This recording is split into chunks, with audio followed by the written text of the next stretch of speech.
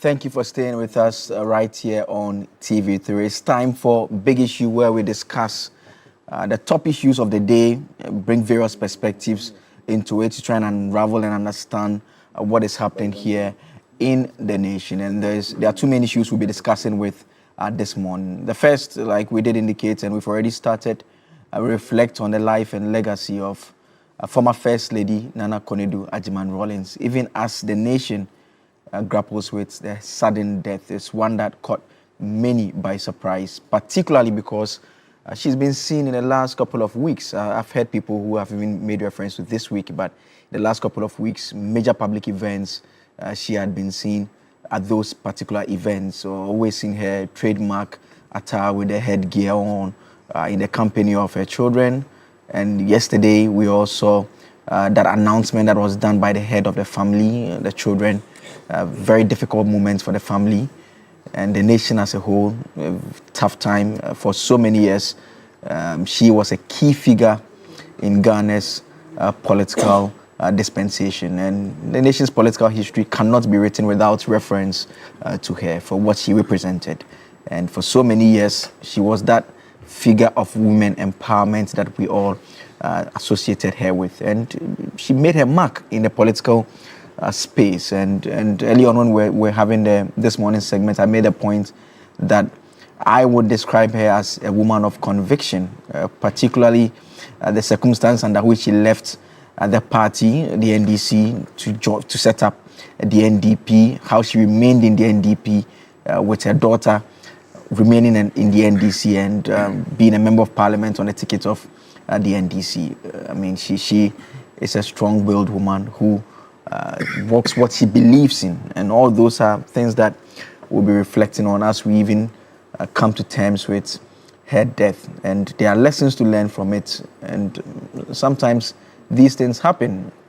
No matter how many times deaths occur, it's just very difficult for us to accept it, that it's the only thing, it's the only constant, it's inevitable, it's going to happen, but we still are never ready for it, and will never be ready for it. And some of these things just remind us of the mortality of man. Once you are born, it's a given that you would have to go at some point in time.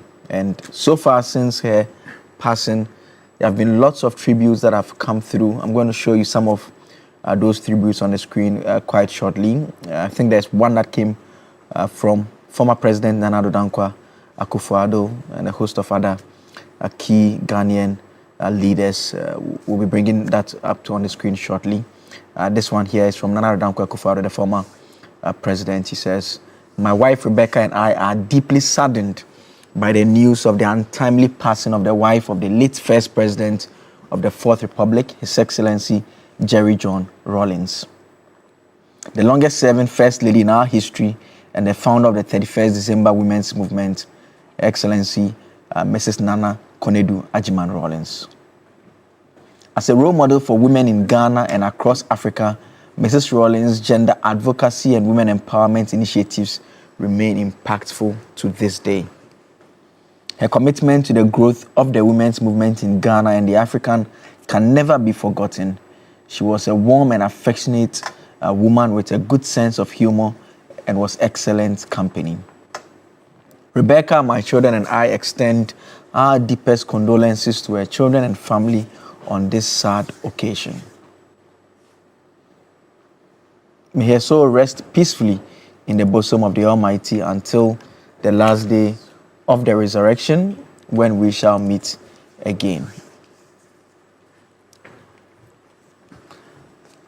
So that is coming from Nana Akufo-Addo. We can now look at the statement that was also issued by the majority leader, Muhammad Yariga, on behalf of his group in Parliament and Parliament as well, also expressing his condolences to the family of Nana Konadu Agyeman-Rawlings. The majority caucus in Parliament of Ghana has learned with shock the reported sudden death of Her Excellency Nana Konadu Agyeman-Rawlings, former First Lady and wife of His Excellency Flight Lieutenant Jerry John Rawlings, and the mother of our dear nation. It goes on to say that Honorable Dr. Azanato Agyeman-Rawlings, MP for Klote Kwale and chairperson of the Security and Intelligence Committee of Parliament. We are informed this sudden demise occurred this morning, that was yesterday, after a short illness. On behalf of the entire majority members of Parliament, the Right Honourable Speaker Babin, and the entire Parliament of Ghana, we wish to extend our deepest condolences to the family and the nation for this great loss. May her gentle soul rest in peace. She paid her dues to this country. So that is also that statement coming from from the majority leader as well on this particular issue.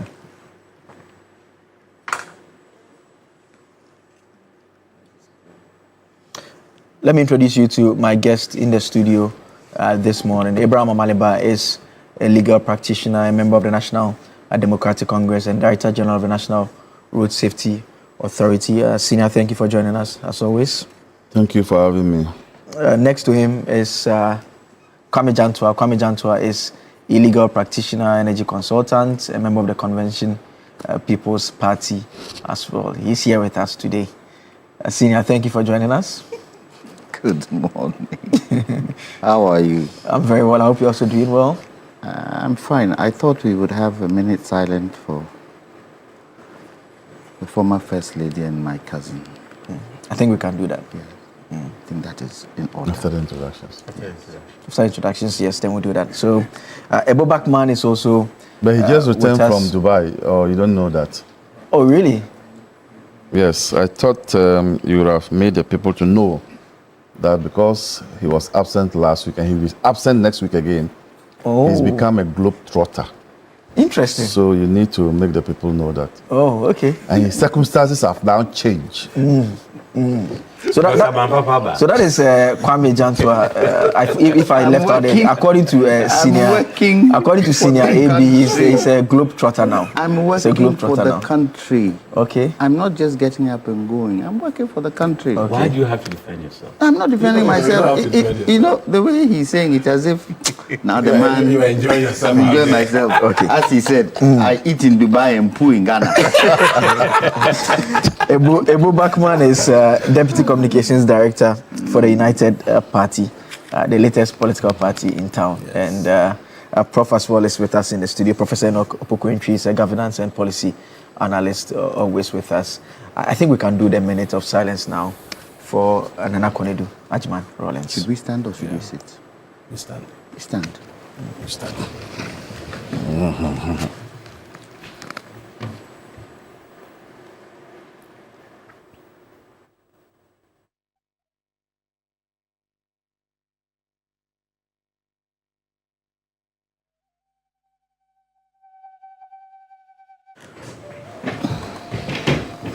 So that is what we'll be starting off our discussion segment today with, and I want to start with AB Senior because I mean she was a key figure of the NDC for so many years, the wife of the founder of the party, First Lady, for so many years, and I mean we all know how things were in the latter stages and everything, but I mean she would always be a part of the history of the party. I mean, what are the thoughts especially when you received this news, and what are the thoughts as of now you've had enough time to process her demise? Well, let me say good morning to your viewers. The history of modern day Ghana, when written, would find space for Nana Konadu Agyeman-Rawlings. And when I say modern day Ghana, I'm talking about the period between 1981 to today. Some people have described her as Margaret Thatcher of Ghana, but I say no. Her co-equal, or the person we can describe her with, is Winnie Mandela. And when you look at her circumstances and look at Winnie's circumstances, how both husbands were in jail and how they had to take care of their children, she can. And I wasn't surprised when Winnie died, she was there to lead a delegation to. So for me, she's actually the Winnie Mandela of Ghana and not the Margaret Thatcher of Ghana. But a big Baba tree has fallen. And those of us from the north know how Baba trees look like. It's huge. Her legacy, her influence is there for everybody to see. I am going to look at her in three ways. Nana Konadu as the foremost First Lady, Nana Konadu as a gender activist, and Nana Konadu as a politician. As a First Lady, well, I wasn't there when Fatih Nkrumah was First Lady. But as a First Lady, she brought to that office a sense of agency and activism. You know, those of us who were born in the late 60s saw what she did in terms of bringing honor and ensuring that the position of the First Lady was not just a mere position, but a position that can be used to influence society. And she did it very well. It was during her time as a First Lady that we saw girl-child education taking center stage.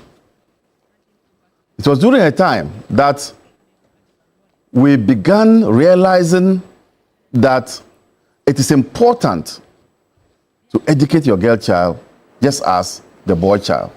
And you remember there was a jingle, send your girl child to school, send your girl child to school. You remember that? Yes. It was a popular jingle. Yeah.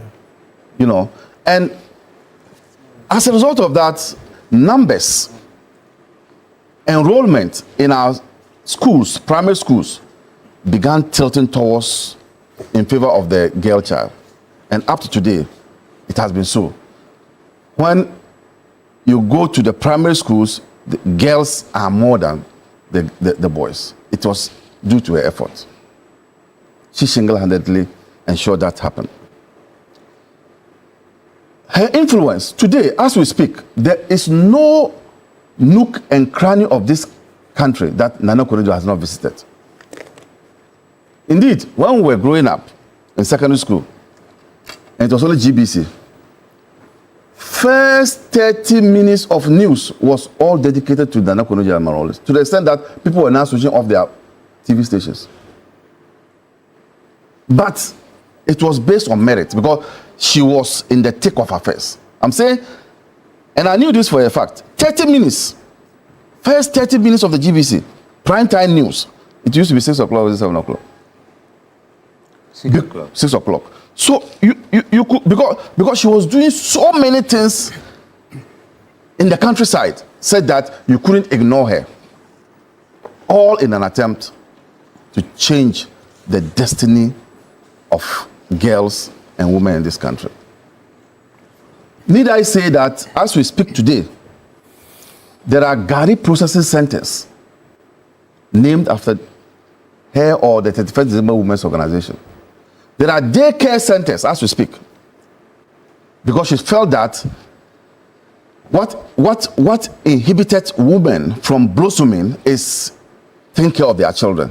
So can we put daycare centers at areas that particular market centers? And I'm told in Makola there's still one there. That is her influence. Bakeries, you know, she call it the attempt to provide women and children a facility that can provide food for them every now and then. She did all this before Beijing conference came, and people are thinking that it was Beijing conference she went before. She was doing this. So before Beijing conference, Nana Konadu knew that the girl child was critical. And it was not surprising that she led a delegation. Last week or two, our president was back in Beijing standing on the shoulders of Nana Konadu Agyeman-Rawlings to talk about the fact that very soon Ghana will have a woman president. You remember that statement? Yes, yes. It was Nana Konadu Agyeman-Rawlings who laid the foundation for that. So she brought meaning to the position of the First Lady. Nana Konadu as a gender activist is also something that we cannot gloss over. The fact that she made women come to the realization that they are not only fit for the kitchen, you know, and her latter days motto, which is be bold towards women. Women should be bold and speak out. You know, she is such a woman that we cannot say that she only came but did nothing. Nana Konadu Agyeman-Rawlings came, saw, and conquered. She came, she saw, she conquered. Her politics is what you mentioned. It was unfortunate that she couldn't stay with the NDC. Because if you look at the history of the NDC, the emblem of the NDC, she played a role. You know, she's an artist. Yeah. Yes. So she had a role in designing that emblem. The only sad thing is that she taught some of us to dislike the MPP. She taught some of us to oppose the MPP. But at the end of the day, she went back and was dining with the MPP. But that is not a problem. That only shows how, as you indicated, she has her own conviction. And if she believes that where she was not proper, she could move. The fact that her daughter also, stood for the NDC and won the parliamentary seat is a clear indication of her openness, because she didn't show any hostilities towards her daughter. Her open-mindedness. And I think that, once again, a big barber tree has fallen, and we must pay tribute to her. And let me come to Prof now. And Prof, the point that AB makes, for a lot of women figures in the political space, you may end up just being seen as the wife of the president. But in her situation, the president she was married to was also not an ordinary character. It was Cherry John Rawlings. Such a towering figure. Yet she carved a totally different image for her. You mentioned Konadu and everyone who say the 1st December movement. Yes, the Rawlings would always be there, but it would be there alongside the 31st December movement. I don't think we've had any such woman figure in the nation's political history. I agree with you. First of all, greetings to our listeners everywhere in the world. I know a lot of people listen to TV3 and watch it. And I'm told that this program is now #1 on TV3, which means that my colleagues here are doing a great job. A woman born in 1948 and died in 2025.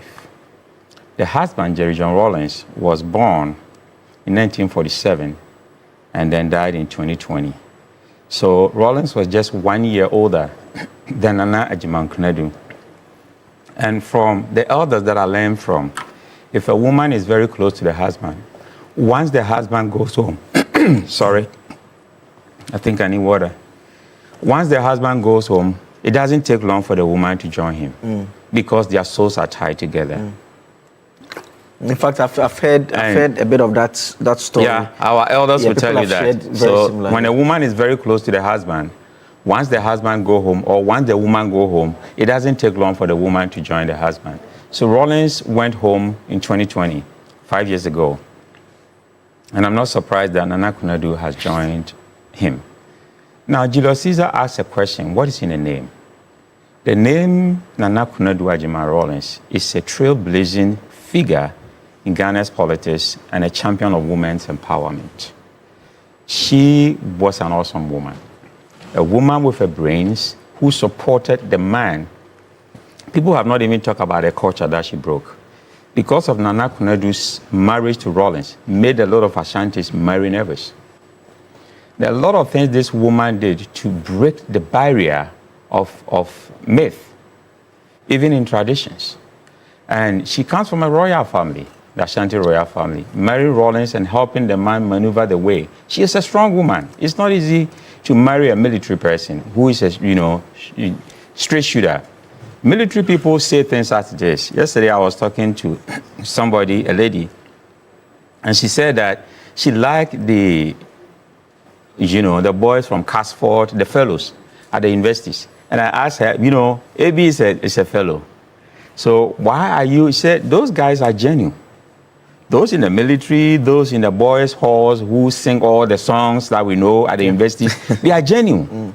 They will say things such as this, and when you are staying with them, they say things. They don't hide anything from you. Most women like men like that, who are not behaving like they are criffé, and then they are not telling the truth, they are hiding behind everything. But these guys are straightforward. They tell you things such as this. So let me start from this way. All that I said was a prelude. Life is time. And there's a line in the sun for all of us. The day you were born and the day you go home. I've said it on this platform that we all came to this world for two things: to learn for our soul and for God. Now, God has never sinned, but he knows what sin is. So when we came to this world, we wanted the soul to learn. That is why when you are not learning on this world, then you have a problem. Now, when you get to a point that God, the line in the sun that is written for you, you get to that point. He knows your time has come. And then he needs to absorb you to himself. That is what we call death. So we'll have to go home one day, just that you don't have to go now. But at 76, this woman has done a lot. And I'm going to list what she's done for us to celebrate her, because she's done a lot for this country. But I will start with 1 Peter 5:7. It says, give all your worries and cares to God, for he cares for you. That is my word to the family. She had 4 kids that she left behind. Children, Children. not kids, children. 4 children left behind. These are all semantics. Kids are good. So, Kwame. Prof. Go. I'm surprised that he's also Kwame like me. So, But it's true. Kids So, are good. Children. it's semantics, based on where everybody is coming from. So she left 4 children. And these 4 children are people who are doing well. The last boy she's been working with, the last time we saw her with the boy was at Nana Sante Hima's funeral. Yes. And she's very close to that boy, because of the Oedipus effect. Boys are very close to moms. Yeah. Mm-hmm. And if you see how she was showcasing this boy, she was a very proud mother. The good news is that what that means is that the kids that she's left behind are doing well for themselves. And when I see women and men who go home early and their kids are young and they don't have anybody to take care of it, that is painful to me. But they have left their kids in such a way that they can survive on their own. Now, let me talk about what this woman has done. Growing up, all that we knew of a first lady was Mrs. Rawlings.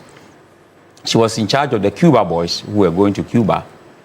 And I remember one story, somebody said that his brother was removed from the list a week before they flew to Cuba. And then he went to the house of Nana Konadu at Rage. Mansa Musa told this story at Rage. And then the woman said that, are you sure your brother passed the exams? And then the guy said, yes. He said, I am somebody who don't play favorites. So called one guy and said, bring all the list, the papers of all these kids going to Cuba, what they wrote, the children, if I'm using Kwame's word. So the guy brought all the papers. Then the woman pulled all the papers and brought that boy's paper and said, but you passed all the tests. Okay, now let's bring his physicals, whether he was strong or he failed in the physicals. They checked the guy was a Taekwondo person. Say, oh, okay, so physically he's strong. Do you have any health problem for your brother? They checked, there was no health problem. So he directed the boy to a man that drive this boy to the camp and make sure that he's on board the next flight to Cuba, and that is exactly what happened. So she was somebody who did not play favorites, but she did a lot of things. Now I'm going to end with her trailblazing thing that she did. 31st December, everybody knows about with their red beret, and that's something that the woman wing of NDC, she did that to support her husband. Talking about a woman who supports her husband in whatever the man does. 31st December movement had over 2 million women as members, and that's a huge base if you're talking about elections. Then she established 870 preschools. So schooling was also one of her priorities. Then she also implemented the adult literacy program. So adult literacy program, she started it, and you know when Alan came, we had distance learning that before started. But she started the adult literacy program. My mother was part of the beneficiaries that you go to schools, at the schools, churches, and at the mosques, people were going to learn adult literacy.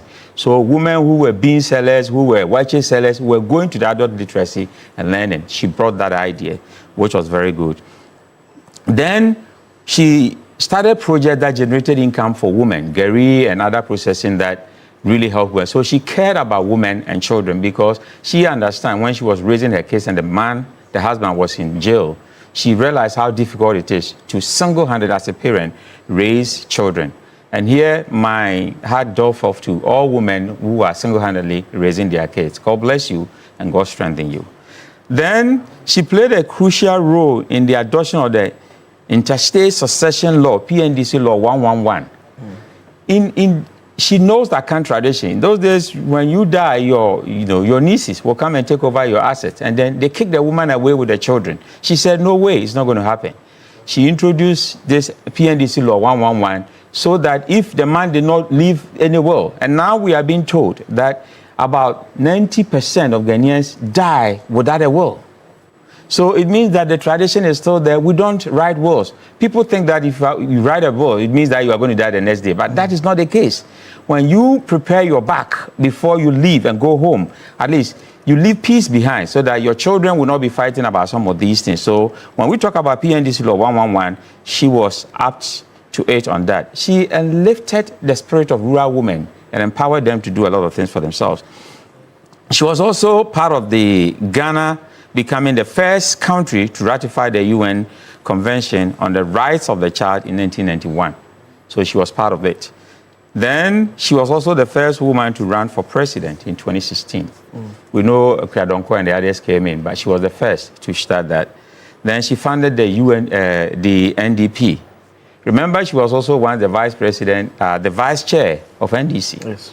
So she's done a lot for herself, and I can say with all confidence that Plato said that if you don't want to be anybody in the world, come, say nothing, do nothing, and die nothing.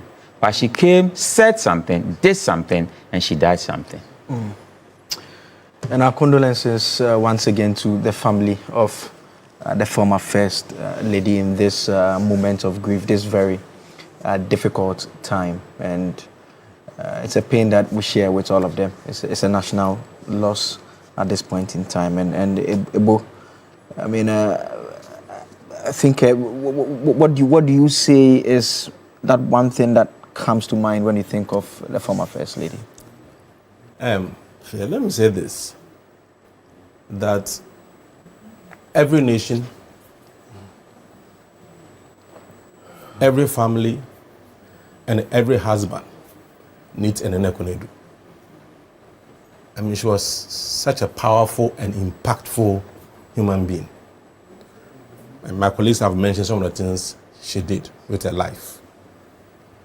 And I believe that just as Kwame Nkrumah will eternally be remembered as the best president Ghana has ever had, I think on the same score, Nana Konadu Agyeman-Rawlings will be remembered as the finest and, if you like, the best First Lady Ghana would ever have. I mean, the woman was so impactful that even as we speak, go to our villages and you see her fingerprint and footprints there. That is how impactful she was. I never had opportunity to have any one-on-one interaction with her. But looking at her from afar, I could see someone who was so caring. And she was always happy. You will see her dancing. And I started liking her more after her work as a first lady, when every important function of the states, you see her representing. I mean, she was so patriotic and so caring about the needs of our people. And if you consider the role she played in empowering women and also exposing them to things they would have never known as women in terms of even their rights and all that, I think I wouldn't have to say much more except to condole with the family, especially the children, because it's not easy to lose a mother. I have lost my mom. Both of them are gone. But the feelings are not the same when your dad goes and your mom goes. I mean, especially if you are very close to your mom, and you could see how she was very close to the children. And so it's not going to be easy, but may the Lord give them strength to go through this time. And the nation will be behind them, considering their mom's contribution to this country. I think her legacy will live on many, many, many years to come. And I believe that many more people will be naming their children after her because of the impact she made in this country. Let me come to Senior now. Senior, you knew her personally, correct? She's my cousin. So, I see. And my colleagues have said a lot about her, so there's no need delving into it. My last message I had with her, and I'll read it. I was supposed to go and see her, and I was trying to find a time. So I sent her a message, and she responded and said, "I am quite well, but suffering from the burning plastics which affects my lungs and bring on my asthmatic attacks. So let's meet next week." Now, on a family basis, asthma is a crisis in my family from my grandfather's side. And from the family, it jumps generations. So it's jumped my generation. But when you look at our children, quite a lot of them have it. And I became close to her when President Rawlings died. In fact, I became close to President Rawlings at the latter end of his life. Because he used to call me, say, he watches me on TV and I said this, I shouldn't say it that way, or this is the fact. And so it drew me close to Nana Konadu because of the family ties. And of late, as I've read, we became close. The last time I was with her was at the Namibian ambassador's send-off. She was now going to be a minister, so at her send-off. So we sat and we talked a lot. But for me, the interesting thing about her was that, one, she's the longest-serving first lady the country has had. But to look at all our leaders, including those coup leaders, how many of their wives joined their husbands?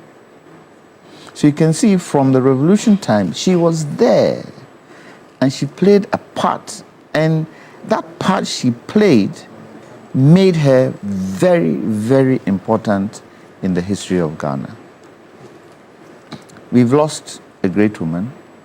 And if you realize, she spoke her mind. One thing she couldn't stand, which I don't know whether it's a family thing, which I've done just now. When he said kids, I said children. She couldn't stand the pronunciation of things wrongly. I listened to Kojo Yankson this morning, and he said he met her at a function, and somebody pronounced the Ghana currency wrong. You know, sometimes we say CDs, and sometimes we have a different way of saying CDs or something like that.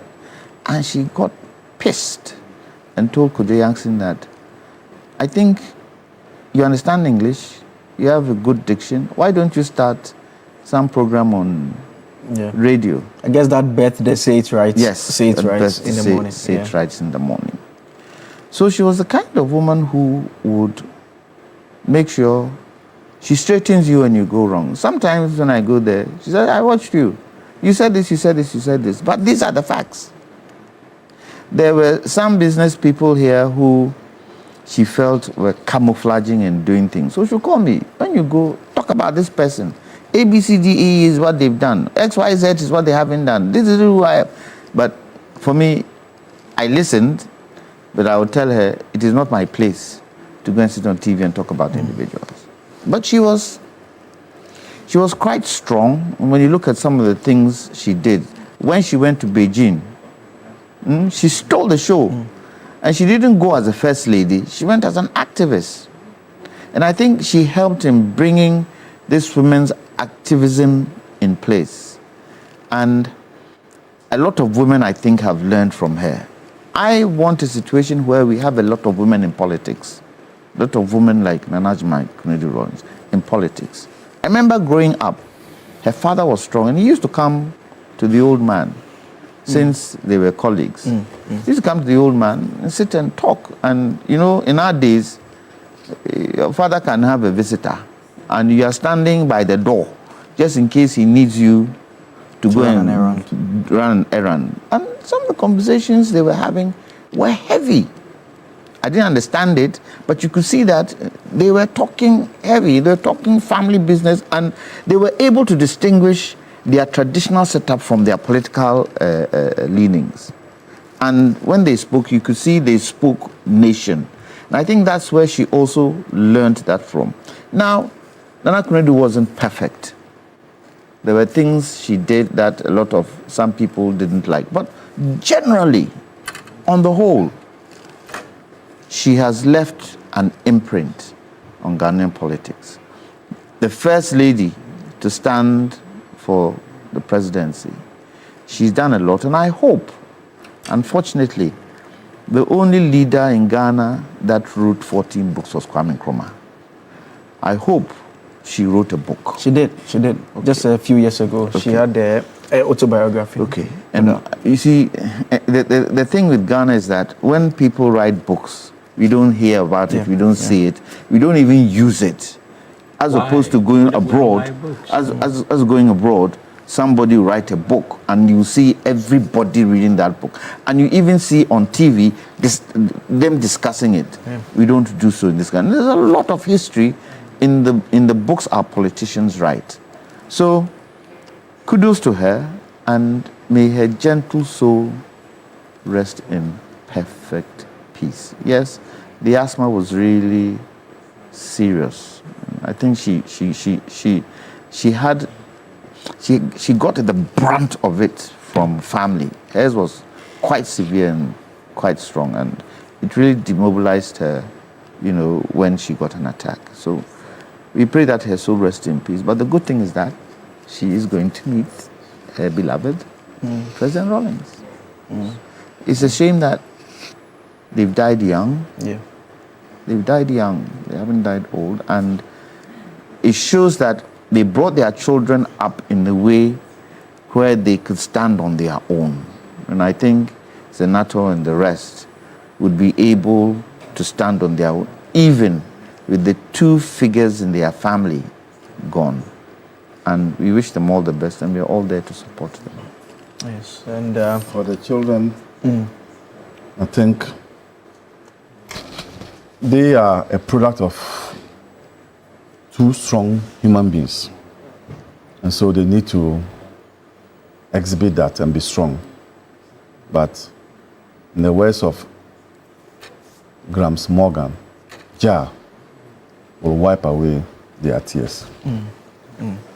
And the family did indicate yesterday that subsequent communication on what happens next will come from the government. The government has already issued a statement announcing the death. And so we'll leave it here for now. Our prayers continue to be with the family, that they be strengthened in this moment of pain. We know that unfortunately, it's a pain that we share with them. And so we'll be in their faces talking about some of these things, but we have to also respect the memory of the former First Lady as well. And so that is it by way of our first discussion, the first topic this morning. We can now move to the second topic, and let's bridge it by listening to the MPs in Parliament, the MPP MPs who have endorsed Dr. Mahmoud Bawumia. Let's take a listen. Today, over 60 members of Parliament, in fact, it's 63 precisely, out of the 87 minority members in Parliament, stand together in unity and conviction to make this clarion call. We declare our total and unwavering support for Dr. Mahmoud Bawumia as the next flag bearer of our great party. We make this declaration not out of sentiment, but from deep conviction. We have seen his work, his discipline, his resilience, and his readiness to serve. We believe that Dr. Mahmoud Bawumia embodies the next chapter of the MPP's vision, a future built on competence, innovation, unity, and hope. We affirm that Dr. Mahmoud Bawumia is not just the candidate who can unite our party. He is the leader who can win the confidence of Ghanaian people and secure victory for the MPP in 2028 and beyond. This is our moment to make history once again. Let us reward loyalty, humility, and hard work with trust. Let us renew the NPP tradition with a leader who represents continuity and innovation. Let us choose the man who has walked the path, carried the burden, and delivered results. Dr. Mahmoud Bawumia is our choice, the people's choice, the party's strength, and Ghana's future. He carries Danko's courage, Buzia's intellect, and Dombo's humility and unifying heart. With him, the NPP will not only win, but will lead Ghana into an era of progress, opportunities, and national pride. Kokwam Prechu Sapon MP Mampon. Nana Ayew Afriye Afija Asokore. Kofi Amankwa Menu Atwuma Kwamoma. Kwame Yayi Maduentwi Asante Achim Central. Francis Asentu Bwanche Bantama.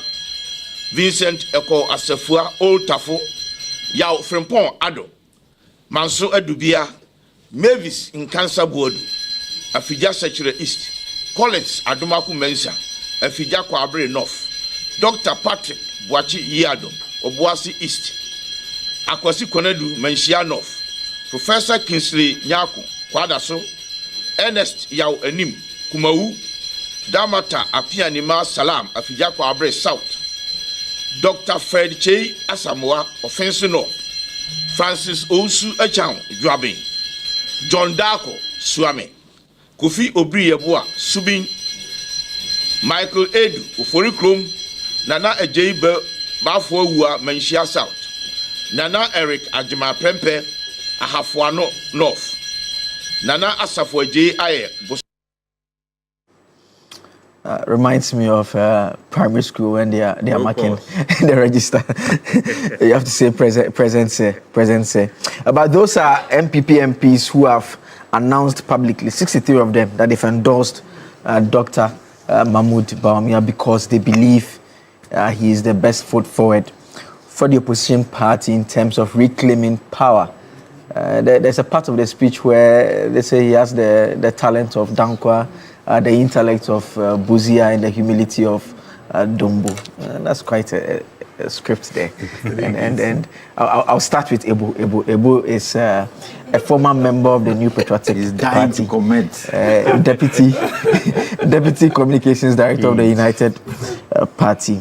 And Ebu, very, Dr. Bawumia, he should be happy. 63 out of about 87 MPs who have endorsed him. There are some names who have not endorsed him. I've been going through a list. I've not seen one or two names there. They may have their own reasons, but this is good for him. You agree? Yeah, it depends.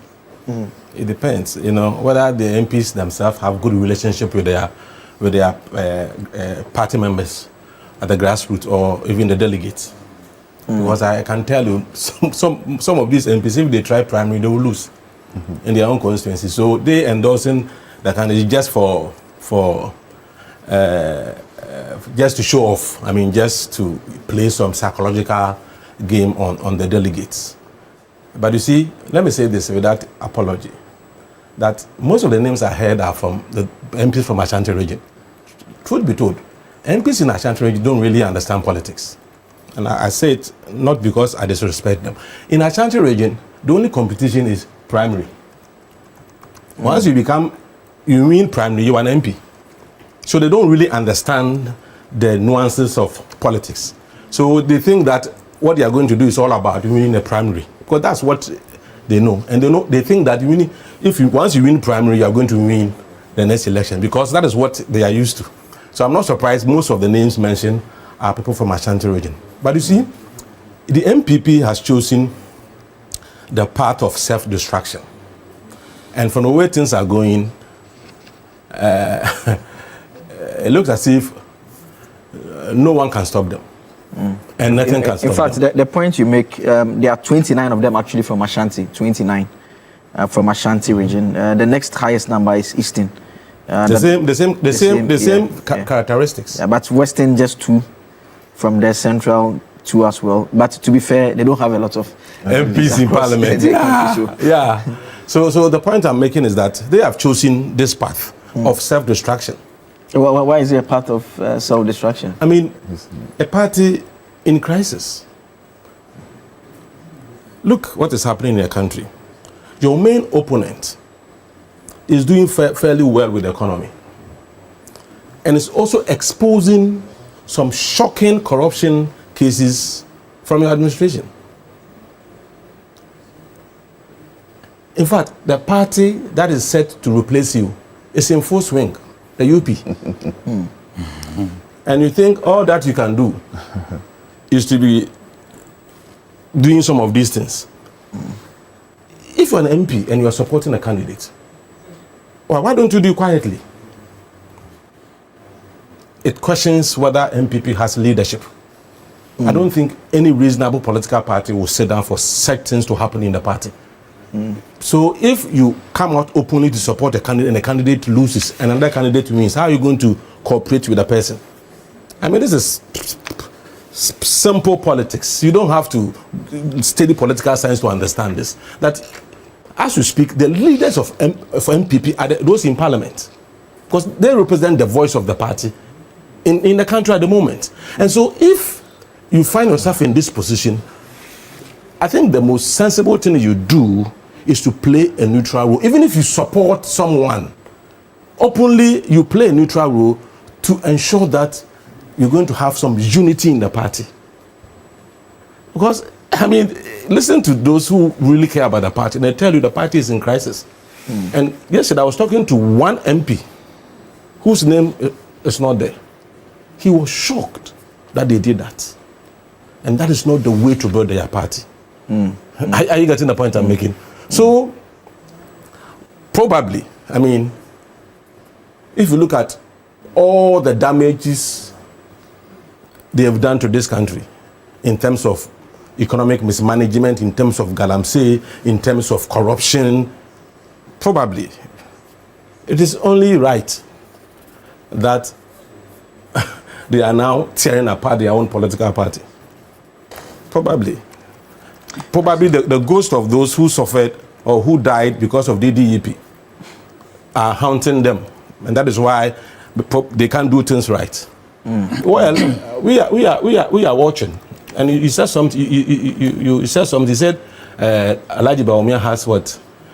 Something of Dombo. Yeah, I mean, not me. That's what the person who gave the speech. He says he has the talent of Dankwa, the intellect of Buzia, and the humility of Dombo. So now they are saying that their party is 3-1. It's three-gate party, and so the Gans have no future in MPP in terms of ascending to the top position of becoming a leader of the party and possibly president. If where you have no place in MPP, it's only 3 gates. And you see, I don't know the motive of these MPs. I don't know what is informing this decision. Because, I mean, if it's about issue of competence, Dr. Bawumia is far away from competence, given his track record. When he was in charge of the economy, inflation got to 54%. Have you forgotten? When he was in charge of the management of the city, we know what happened to the city, and we know what has happened to the city as we speak. Look at the issue of interest rates. What the man is known for is economics, and that is where he failed woefully. Even if you take him to digitalization, were you not in this country when he said he had brought some app, metric app, and that with our app, there's no way we're going to have ghost names at the National Service Secretariat. Look at what has happened. Even going to buy app, he couldn't buy a proper app. Yet they are saying he's very competent. This is the only topic that can make a boy emotional. I mean, this is the only topic. No, like, let's be honest. Because I don't. That's what I'm saying. I don't understand. The only topic that can make a boy emotional. But a bootleg app, right? I mean, even buying app, he couldn't buy a good app. You said the man is competent. Now, if it's the issue of, no, I'm coming. If it's the issue of credibility, the man hasn't got any credibility. I mean, look, Google his name right now, and you see things about him. If it's about marketability, the man is not marketable. You see, people are making mistakes. I've said it here that marketability of a product depends on the market in which you are selling the product, not the product per se. They are focusing so much on the product, forgetting that Ghana is a peculiar political market where you have certain groupings dominating, the Christians dominating, the Akans dominating, the women dominating, the youth dominating. So when you are presenting a candidate and you want to think in terms of marketability, you think in terms of the nature of the market, not the product you are selling. That is why you can't sell pork in Zongo and make profit, even though it's somebody's delicacy. That's the punchline. Are you getting it? So it's up to them. It's just as I said, they've chosen the path of self-destruction. From the way things are going, it looks as if nothing will stop them. But it's not fair to other opponents like Ken and Brian and others. I mean, you don't do this as a political party. Okay. Meanwhile, to the national council chairman, Nana Konadu Agyeman, is sitting there quietly. We expect them, as chairman said, so you see, there are people who are destroying the party. Apart from Ronaldo, who has finished his portion, he has destroyed the party to a large extent. Now, it is Nana Konadu Agyeman and chairman said, who are now finishing the rest. And by the time, I've said it here, by the time they finish 31st January election, the party can never be recognized again. Okay. And that is where the UP is there for them. In fact, if you are aggrieved, the original has come. The original UP that was made up of 7 political parties, not 3 gates, has come. And therefore, if you feel aggrieved, you are welcome home to original ideals and principles and values of the party that we all yearning to enjoy as a political party. Let me come to Prof. We have another Prof on the Zoom, but Prof in the studio first. And Prof, the point AB makes about the perception. Okay, so you see, stay at Central Region. Central Region, Afenyo Makin is from a Futu. That should be in the Central Region. His name is not there. So that is one name. That's wise decision, that I've noticed. Very wise decision, my friend. If you go to Greater Accra as well, Greater Accra, Patrick Bawumia is in Greater Accra. He's not in the Greater Accra list as well. If you can just go down to Greater Accra should be number 62. Thereabout number 62. So 62, you see Gloria Owusu and Emmanuel Tobin. So there's no Patrick Bawumia in that list as well. So that's an observation that I made just right now. This young man, looking at so. This young man, Jerry Ahmed should be in Greater Accra as well. He's also not in. Okay, so I mean, potentially maybe leadership decided to stay out, but let me come to Prof now. Quickly Prof, before... he talked about perception, about the fact that they are basically the frontline voice for the party now, and that they should not be doing this. You agree with that? So partly I agree to that, partly do not agree to that. All over the world, we have groups and individuals endorsing presidential candidates. It's done in America, it's done in Europe, everywhere. That, let's say, Nat will come and say that we support this candidate. Individuals will come and do that. But we'll talk about the market. Ghana's market is very peculiar. So if you don't take it, and 90% of sale, people buy you, not the product. It's you, the individual, that people are buying because they trust you and they know that what you're selling will be a good thing. So the trust factor, is it there for Bawumia? It is up to delegates to decide. But the danger in doing this is that even smart delegates will tell you that when you are running for office. And all these MPs know that smart delegates, which is at the constituency, at the branch and the ward, they will call you, an individual contesting for the MP, and say that, come and meet us. But we don't want anybody to know that we are endorsing you. Why? Because if it doesn't go right for us, then the next candidate who won will not treat us well. So that is a smart thing in politics that people do in Ghana. You don't have to openly make a public announcement that I'm endorsing this candidate, because if Bawumia doesn't win, then what do you expect Ken and Brian's people and Dr. Duchum and Kwabena Japon's people to do with you? So it's a wrongly calculated move. If you want to vote for somebody, campaign for the person. And I also want to sit here and say that it's not all the 63 that are saying that they're endorsing him. The last day to the election, even the day of the election, some people can change their mind. That is how Ghanaian voters work. So out of 87, 63 are publicly endorsing Bawumia. 24 decided to abstain from it. There's a reason why. If you go to the people, and most of these MPs have lingered for a while, some are in parliament now that their issue is still in court, being contested. It means that they might not go again. So a lot of the dynamics will change at the last minute. But I'm going to end this way. If you go to the MPP Delegates Conference held in July 2025, remember there were 5,500 people there. So assuming that 5,500 people were going to vote, and then just 63 of them has endorsed Bawumia, it means we have a lot of the people. If these people are not popular at their base, and they cause anger to the other delegates in their constituencies who are also equally having one thumb, because voting is just anybody with a thumb, and the name is on the voter register as a delegate is qualified to vote.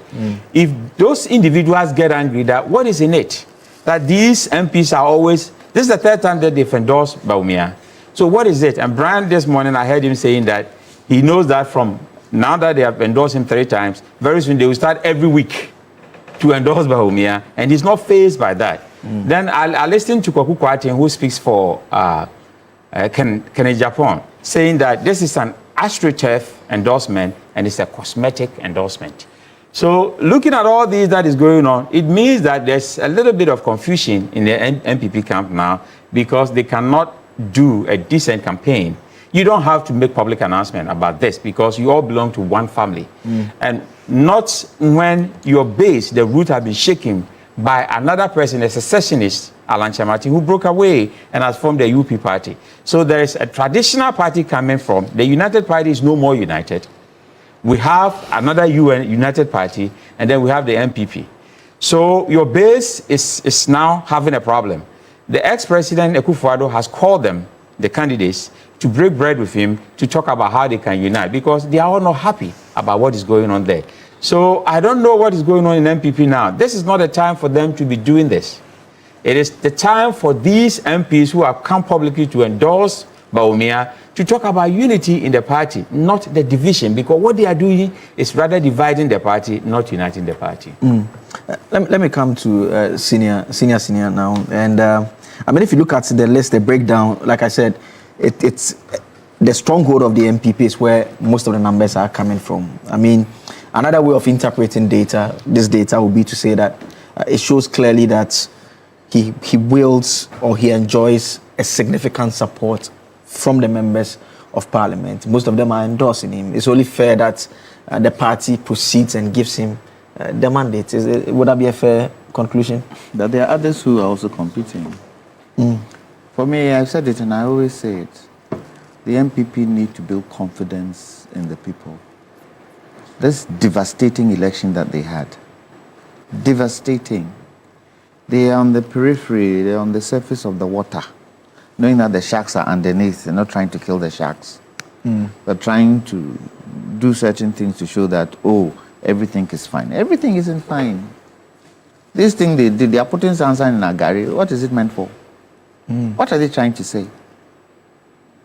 Look, for me, and I'll continuously say it, all those standing, and you tell me, oh, it's politics, it's democracy, all those standing with the kind of defeat they had, they should go and sit in a room and decide who should go so that they all support him. Because what they've done is just going to bring division. It's going to bring division. They should learn from the CPP. I keep saying it. They should learn from the CP, because the next election, if they get another devastating election, finito. Finito. If the NDC can bring somebody equally effective like President Mahama, finito. Finito. And that person also comes and continues good work. Ghanaians want good work. Ghanaians want comfortability. Ghanaians want to see that the country is moving. Probably after that, they might say, okay, let's consider another party. Now, can Vice President Bawumia, he might win. Can he win the country? That is what they should look at.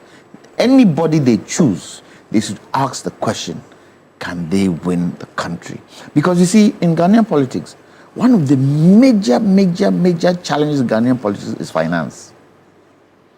Having the money to actually go out there and make your impact felt. MPP today, do they have it?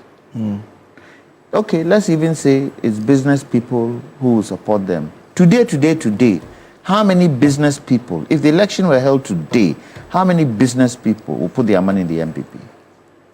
Remember, a lot of the business people went through DDEP. Business people who were doyens of business died because of some of the things the MPP did. And so for me, they should be able to build their party from grassroots and stop what they are doing. Today, how many leaders of the MPP are there? Parliament.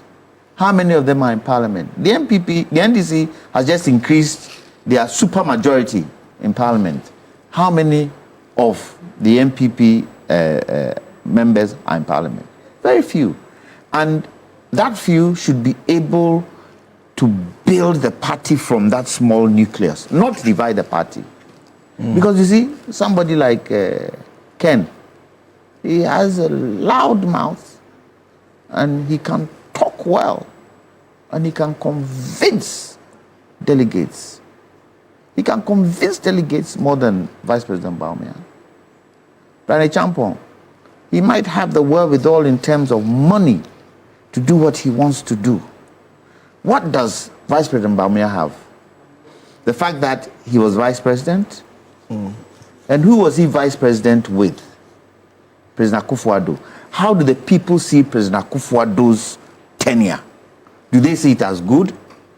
So you can see there are quite a lot of negatives where Vice President Bawumia is concerned. Is he able to turn around? The other day I heard a speech from him talking about he'll make Ghana good again and it will be like a bruchery. That old rhetoric. That old rhetoric does not work in Ghanaian politics today. And as you rightly said, and Prof rightly said, and Ebu rightly said, Ghanaian politics is different from the world politics. Very different. It can hinge on a very small thing. Everybody will sway. So this thing that they are doing in dividing themselves, and maybe the parliamentarians, they are comfortable. So they want to stick together. They should actually seep into the regions and bring people together. If I were them, I would not let anybody know who I support. I would not. It doesn't help. Because right now, Brian's camp, Ken's camp, Kwabena Japon's camp, say, So, if it so happens that either win apart from Vice President Bawumia, what happens? What happens? And let's say Vice President Bawumia, former Vice President Bawumia wins. Are they likely to get the others coming to support? Bring their money to come and support? No. Haven't we heard Brian Champon say that he supported Vice President Bawumia and talking about the amounts of money? So they are creating divisions in their party, and I don't expect it from them as parliamentarians. They should be gorging the people to come together, build a party, come together, build it. That's why I say they should go and sit at the footstool of President Kufuor. Let him advise them. Let him give them small wisdom. Because it doesn't look as if some of the things they are doing, there's wisdom attached to it. I hope that Vice President Bawumia would not also shine in it and feel, oh, I've got supporters, and rather pull the reins and say, guys, yes, I'm happy that you support me. However, let's think party first and how we build our party. Okay. Because if you feel that they are supporting you, so you are gung-ho, down the line, some pepper will go into your eye that you can't even wash out. Kenyan Pepe. Oh, okay. And Abi, should we read a lot of meaning into the names, the missing names? I mean, Greater Accra, there's no Jerry Ahmed, there's no Patrick Boama. And Patrick Boama is one of those MPs in the MPP group that enjoys a certain level of respect across the political divide. He's not in there. I've not seen Osahin Alexander Fenyomakin in the list as well. Maybe the excuse can be that he's a leader because the deputy minority leader is also not in the list, Patricia Apieje as well. But I mean, at least let's stay on Patrick Boama, for instance, staying away. I mean, is that to say that those people do not support or they don't want their support to be known as an alternative? As an NDC person, I'm disappointed they are not part of it. I wish they were part of it to muddy the waters further. I am disappointed that To whose advantage? I'm disappointed that they didn't advantage. to the CPP's advantage. You see, the 63 MPs, what they have done, it's like taking a knife and stabbing the heart of the MPP, what they have done. It is unwise to do what they did. What they did is further dividing the party. You see, I am excited that this is happening to them, and the 63 don't know what is going to befall them all. It's like tsunami that will hit them. Look at the way this country is being managed. Look at the air of freedom. Immediately you land at Kotoka International Airport, you are a foreigner, you can feel the air of freedom that is blowing. As opposed to the tense nature, there were times in this country when people were calling the military to take over. Called the military fools. You remember? That was where we got to. That was the brink, before you tumble. That's where we got to. And instead of them to sit down and think about how to unite their party, they are further doing this as parliamentary group. That is dangerous to their own survival. And look at who called them to a meeting. Nana Konadu Agyeman-Rawlings. Can you imagine? Who brought this to the party? And that's why I agree. Should have been Kufuor. The fact that Akufo-Addo even has his hands in these matters would make Ghanaians even think that it's a no-no. Yeah. You see? So, look, in the coming days, we'll begin to see how this party will look like after 1st December, after 7th December. Yes. No, 31st January. 31st January. Yeah. Because the other contestants will begin to feel hard done by. Isolated. Now, how do you patch the differences after this 31st December, 31st January exercise? You have a situation where currently, as we speak, their spokespersons, when they put one here and they put one here, they spew garbage and insult each other. You have a situation where the party seem not to have direction. You have a situation where the MPs who are supposed to show leadership in parliament, once in parliament, they are walking away, they are not taking part in activities, they are unruly in parliament. So the party is no more attracting people who, look, For the first time, the MPP ran away from elections. You couldn't put up a candidate. MPP, it has never happened. In Tamale. So, but I'm happy because, you see, the way the leadership of the NPP is going, we are trying to ensure that the country progresses. We are conserving properties. We are ensuring that what belongs to government stay with government. In the likely event that they come, they will dissipate all these things. So I'm happy their center is cracking so that they can't come back immediately. Because look at what we are hearing from members of their party. What kind of looting is that? See how people amass wealth. And you see what is going to happen. And I'll be saying this on this platform. You, me, and all of us, our children will be friends to their children. In the near future, the two set of children will be talking. Oh, your father was a politician. Your father was a politician. Then my children will say that I was useless. That's what will happen. Because you didn't steal. I didn't steal. Then what will happen is that virtually their children will go and be playing golf and lying down, sleeping, and money will be coming because they've already invested those stolen wealth. Yeah, yes, they will be playing golf and come and sleep, and the money will come. My children will be walking, hustling, doing pak. That is not fair.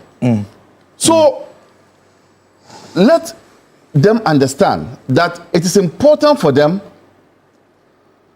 to rather look inwards and deal with the unity of their party than doing what they are doing. But I'm excited.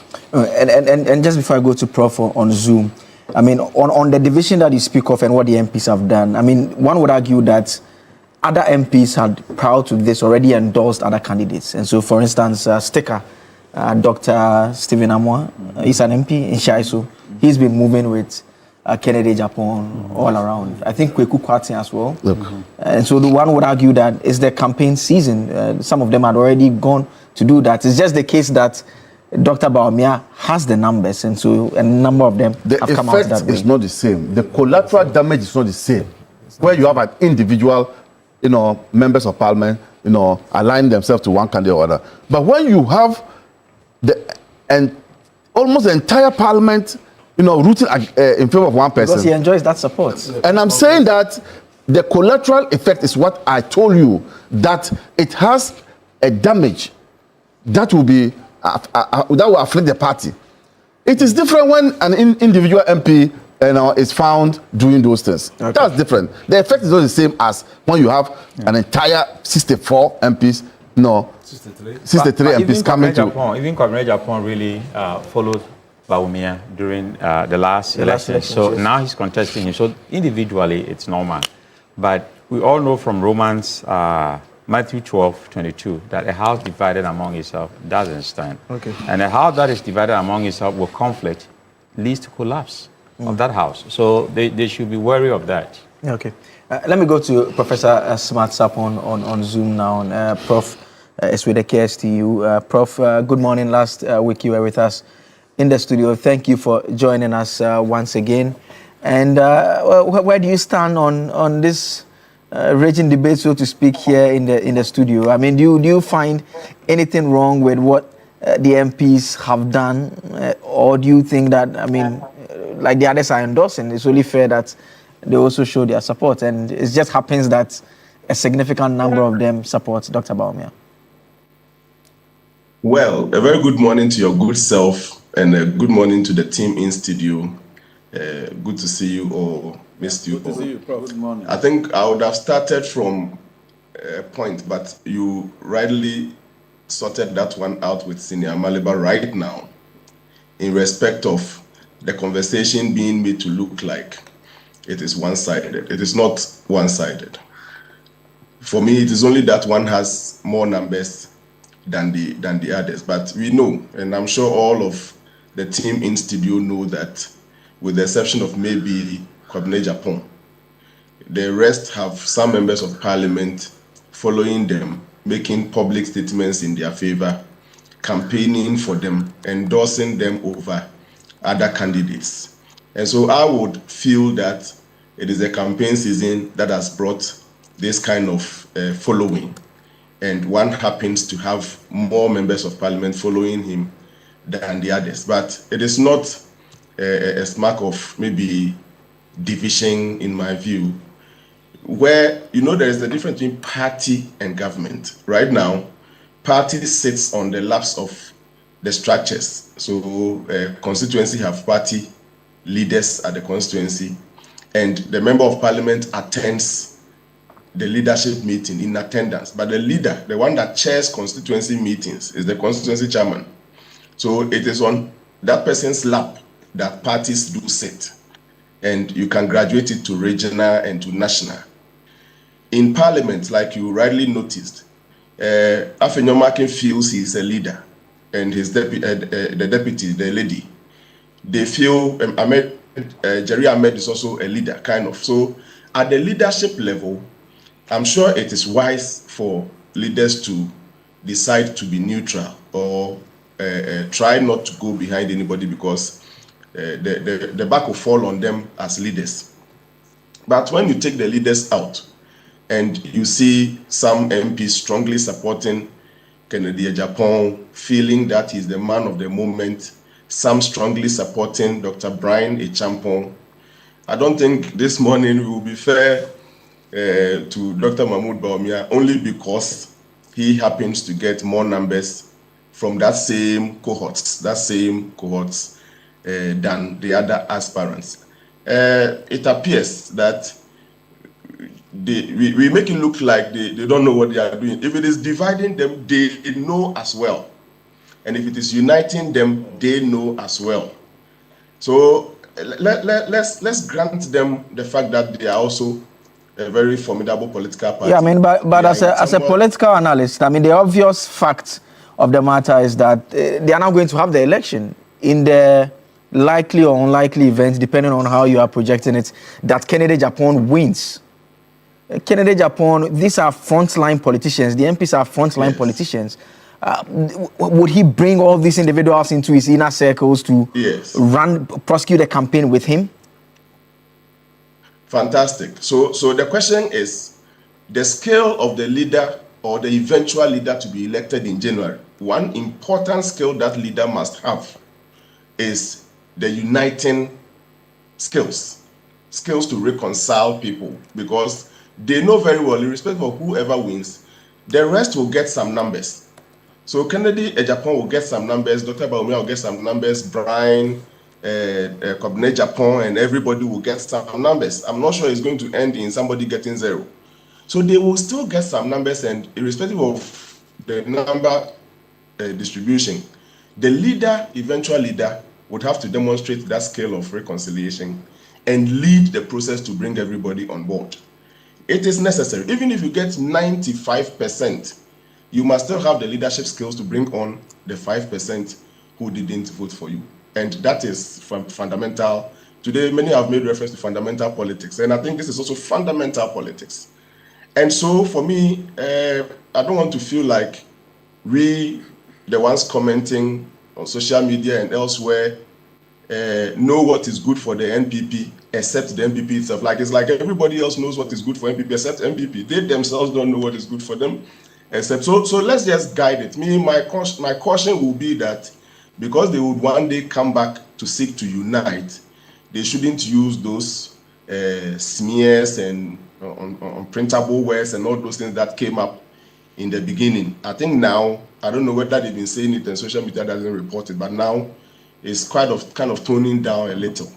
If they speak and campaign and are mindful of the fact that we would one day want to come together, and so let's not smear one another, and they do that, I think it is fine. As for somebody getting more endorsement or support than the other, I think it is competitive, it's competition.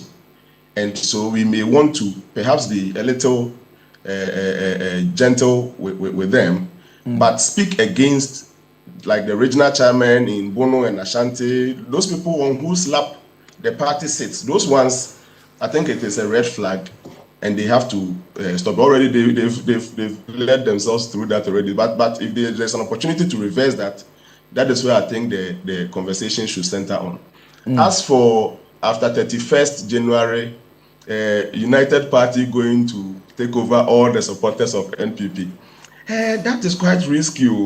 Why do you bank your survival on the fall of one party? What if they don't fall? What if they end up matured enough to say, hey, irrespective of who won, let's come together and help him? Doesn't mean UP would not continue to exist or something. So my brother Ebo is my brother. That's why I want to make this comment. Last week I mentioned that hard work is the key, and not to wait for someone to fall so you benefit from that person's fall. So yeah, I think it's fair, the conversation, but I mean, I would want to grant the MPP the fact that perhaps they know what they are doing and they know the effect. And to the extent that leaders, persons on whose laps the party sit, constituency chairman, regional chairman, national executives, like not just the chairman, the leaders at the various ends of the structure are neutral and welcoming and receives all the aspirants and gives them equal access to the constituency and the delegates. For me, that is the state in which the party is, competition stage.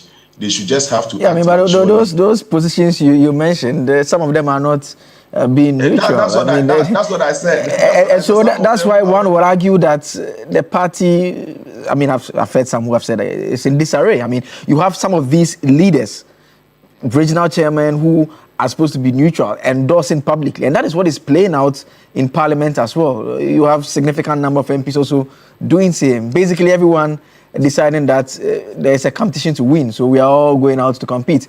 But even though the leader must fix the crack, it becomes tougher. Is it not much easier that those who are supposed to be responsible, the loud voices, reasonable voices, rather just keep their hands off and make it an easier process for the party? Yes, so we have all agreed on this platform that as for leaders, it's unfortunate that as we speak, some leaders are already out there. And you can talk about the Ashanti Regional Chairman, the Bono Regional Chairman. Those are the two that dominate the conversation. It's unfortunate. I don't know how they are going to repair that.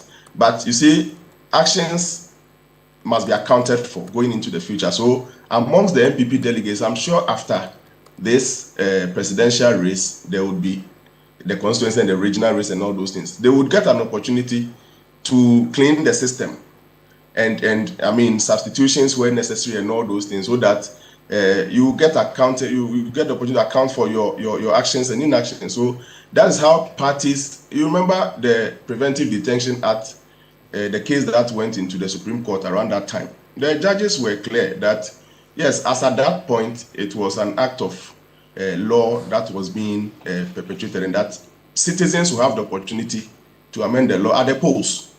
So it's like, yes, if it is something that you have no control over now, when it gets to the opportunity to vote, you take advantage of that. If you don't like Nkrumah and its implementation of preventive detention, at the opportunity now, because as at that time it was an act, a properly enacted act. But when you get to the polls and you don't like it, you can do the change and all those things. So as for that part, we have all condemned it.